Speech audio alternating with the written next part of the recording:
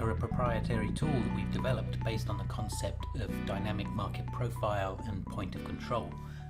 If you haven't done so already, I encourage you to visit our blog, optuma.com/blog, and you'll find some articles on Optex bands written by Matthew. Part 1 goes into the basics of where the concept comes from, and if I scroll up you'll see part 2 that goes into a bit more detail about how the indicator can be used.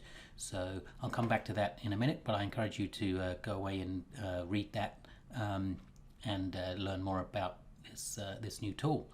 So moving over to the Optuma program, I'm going to open up a watch list of the top 100. So on the ASX, I'm just going to open that watch list. I'm going to open a chart. Let's pick that one and apply the Optex bands to the chart. Now we can script on any of those values. If I add a watch list column, so new script column, and the function is just Optex, and then with the dot notation, those are the outputs which match the values of that indicator. So if I wanted to use the ratio in a function, I'll just select ratio, and you can see there that for Aristocrat Leisure the current ratio is -1.45.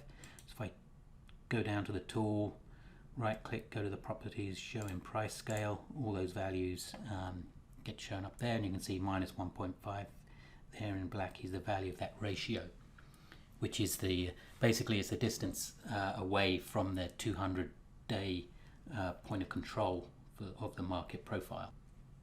Now in Matthew's article, we scroll down, he's included a couple of scripts to identify certain conditions. So what we can do is highlight that, right click, copy, and then in a show bar, I've got show bar in my remembered tools there, I can then edit that and use Control V on your keyboard, because the right click is used for different functions, to paste that formula.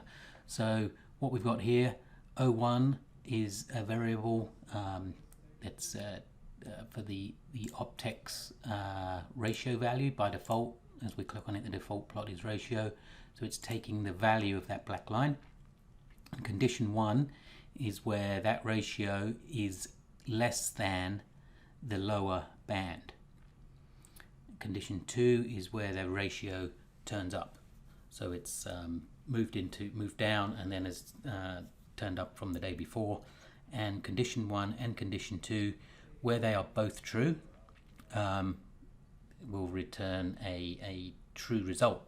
So if it turns up and it's not in the lower band, then it's not true, we won't get the signal. So condition 1 and condition 2, that will result in either a 0 or 1 result.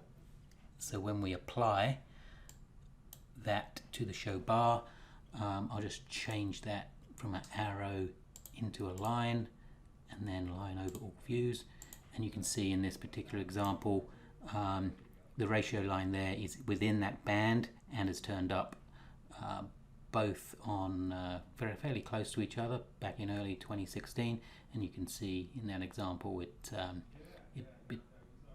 met or sort of caught the bottom of that downtrend, and then took up in a sort of a mean reversion strategy. Now Optex trend is something that you may have seen on the weekly sector reports that are published on the blog. Basically that's a long-term trend. So if I put it's based on the dynamic market profile. So if I start typing DMP, that's the dynamic market profile tool, it will put it on the chart. I want to change it to a 200-day, so it's a very long-term calculation.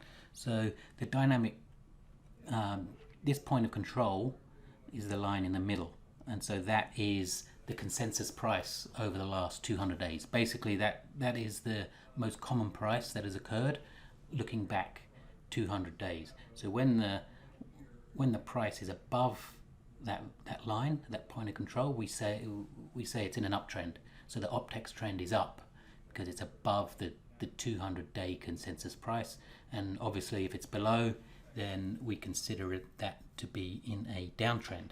So we can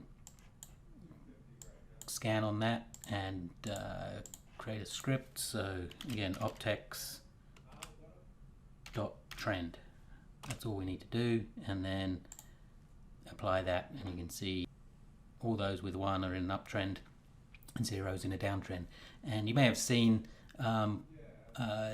some Twitter posts and some charts of market breadth, basically calculating the percentage of stocks in an Optex uptrend out of the S&P 500 and superimposed that onto a chart. But that's a good way of looking at overall trend and strength of the market using the Optex function.